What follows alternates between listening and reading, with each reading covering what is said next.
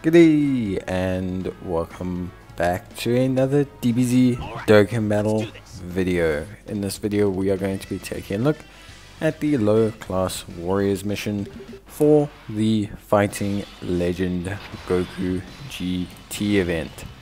So obviously looking at kind of all of this these challenges that have come out, I've kind of done some slight variations to the team for each one. The Fighting Legend Goku event was fully free to play. The Fighting Legend Vegeta event we did with an AGL Bardock lead. So I thought for this one we would just use the Tech Bardock lead and basically just see how powerful the almost entirely free to play team can be. Basically, to cut a long story short, it's always kind of a question of how far do you really want to go with free to play? Also, how far can you go with free to play? I think the biggest hindrance on Team Bardock as a free to play kind of team is more the leader than anything else. I think personally speaking, the like actual kind of process of the leader skill EZA kind of deal should happen relatively soon. If it doesn't, it's also okay, because the upgrade to the LRs and to the leads elevates these teams quite substantially. I think if you look at, for example, the Ginyu Force, the two LRs getting their EZAs was quite substantial in the team becoming incredibly powerful. And I think if you look at Team Bardock, it should in theory function the same way, and that the two LR ZAs should be very large power spikes for the team, which I think will be good in the long run. And I just think it's going to be something you're going to have to be worth kind of waiting and just obviously investing in. So in terms of the team, it's pretty standard by now. I don't think players should have any surprises or strange notions about where this team kind of lies, or where everything kind of exists on this team. I think the set 5 that you take in are very, very stock standard. It's literally the entire free-to-play Bardock team. There's nothing surprising with them at all. You've got quite a few obviously alternative options, but I think if you farm the free-to-play units, there's really no need there's really no need to change anything else. So like if you look, you have the strength battle hardened hero Bardock. I think self-explanatory, very excellent tank, super duper strong unit with very, very just good abilities. He has 10% damage reduction per Team Bardock team member, gains 20% attack and defense per key sphere, and he's just very, very good. Really quite tanky overall, so really, really strong stuff there. Then we have Shugesh, who's also going to be one of our main rotation units, and the reason being, Shugesh can obviously stack defense.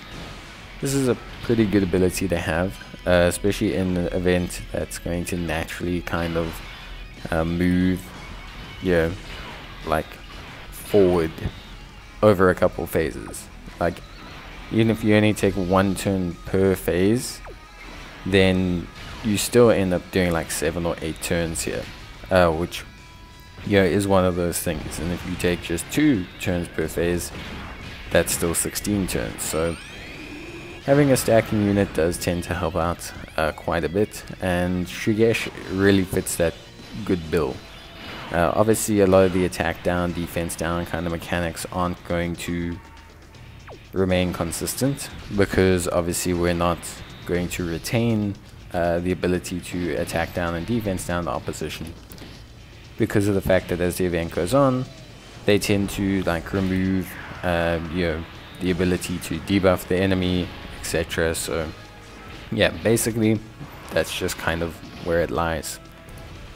Alongside all the other units that we're using, we obviously got Tech Tora, a fantastic unit, also a stacker, which is one of his main things, but also a healer. 15% HP recovery is pretty good. It doesn't always proc, but 85% is a decent threshold to have. And yeah, in general, it's just pretty good stuff, really. He also gives support, 30% attack and defense, and 3 key to all allies. And then he gives Team Bardock category allies 10% crit chance. So yeah, in general, he's just a really solid unit to have. And he really helps us out with just his overall performance. Reliable, reliability, healing, key support, stat support, and crit support. Just a lot of good stuff. He's going to sit on a main rotation because obviously we want him to stack. So he looks really, really good. And then we have the last 2 units of the free-to-play batch, which is obviously the Int Farsha, who is just a very good floater. Obviously, with her floating, if she evades and activates her support, it's not really going to help the rotation because she's the last unit to attack and defend within a turn. But it's not really the main thing with bringing her. I think she's just solid to bring. But yeah, there's not really any specific reason why, to bring her. She's probably the one you could replace the most out of everyone. And then Borgos is just very solid. He has pretty decent defense, especially if he gets a double super attack. So yeah, I think, genuinely speaking, I think he looks pretty good. I think he looks really, really, really solid. And I think, yeah, in general, he looks decent. I do want to say that, when you consider, when you consider the, overall capacity of the unit and how he functions, I think his defense gets to a pretty high level. There is some kind of contemplation to be had about what to build him in, but since he's got a high chance of critting with a Team Bardock member next to him, I still think additional is the best way to go, and it's just how you're going to have the best performance. And yeah, and then finally, obviously, our lead and our friend lead and the best unit on our team, barring Strength Bardock, who's just broken, is the Tech Bardock, who's really, really good. Obviously a 200% lead for this category, which is huge. We won't get to activate his entrance animation or the Goku portions of his passive, but that's only really for the first 5 turns, so it's not really a huge issue for us. Obviously, he builds up to a very respectable defensive level of around 400k, and he can get even higher after he super attacks. He has attacks effective against all types. He's got built-in criticals. He's got pretty just decent capabilities all around, and I think overall he looks really, really solid on this team, and he tends to do a pretty good job. Obviously, I think to each their own, in a sense that you can go with someone else. AGL Bardock's good. We used him in the Fighting Legend Vegeta event, and he did fine. He honestly did more than fine. So there's no necessary reason to go with Bardock. You don't have to go with Bardock, but he does help out. We also save his active skill, and we're going to use it for the end phase, because the end phase is probably where we are at most threat, just because of the way the whole thing functions. So yeah, we do save his active skill. We'll save the other one for the final phase. But yeah, in general, I think Bardock looks really solid, and he leads the team really well. Him being a 200% lead helps them out as well. So yeah, in general, we tend to have a pretty good kind of idea of how the team functions.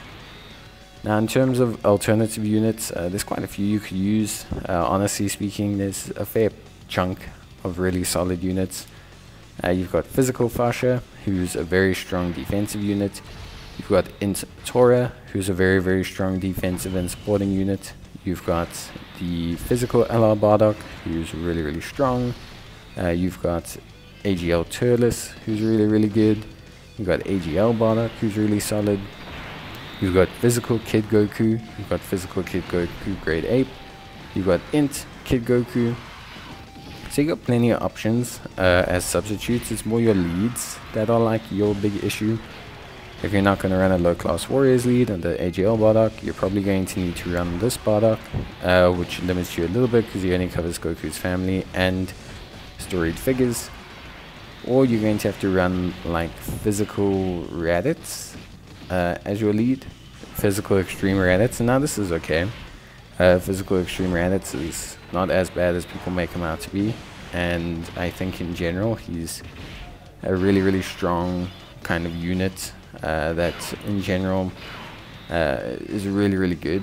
So I do think there is, you know, like a really solid foundation here. And I think overall that you know, there's enough variability in the leads to kind of warrant using any of them realistically. Like I think they cover most of the bases, and because the free-to-play team is covered by all of them, it's generally quite fine. The only problem if you're running like a Raditz or a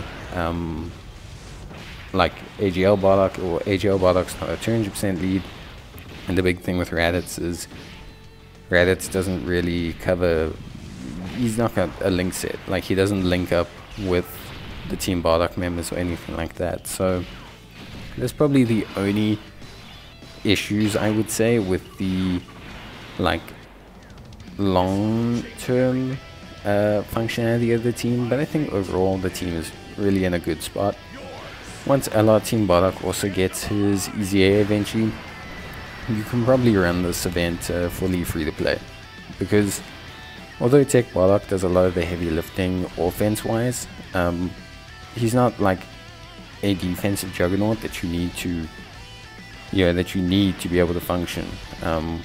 He's just a really strong unit that's good defensively but really good offensively. So I think overall you will just have a good time and you will be more than fine. You can see Strength Bardock does a really good job. Toria does a great job. Shugesh does a great job. Bardock does a great job. Yeah, all of these units do fine. Borgos, Fasha, they all do more than fine. And honestly, we just don't really have that many issues, I want to say, with the team. Like, I think most of the team is pretty consistent and strong. I think that shows in the construct of the team. You don't have to do anything too much. You don't have to, you know, whip out some new phase mechanic, or you don't have to, you know, run support memories or do anything. You can just keep your set rotations and just motor on like that, which is good to a certain extent. You don't have to change anything, and I think that's, you know, probably the most reliable thing that this team has going for it. The rotations are very set. The units know their role. It's very much like the New Force, where everyone kind of has their exact place, and so everything just runs and works more than fine, which I think at the end of the day is what a lot of players want out of free play teams. So yeah, I think in general it's just a very good kind of situation. But yeah, that is basically it from me. Obviously, I hope you guys enjoyed the video. Of course, if you have any queries, it would be great to hear about them in the comments, or if you obviously have any ideas or suggestions, or maybe you just need some help with how to build a team, that would also be cool. So gladly will give you some assistance. But yeah, that is basically going to be it for me. Hope you guys enjoyed the video. I'll see you next time. Bye.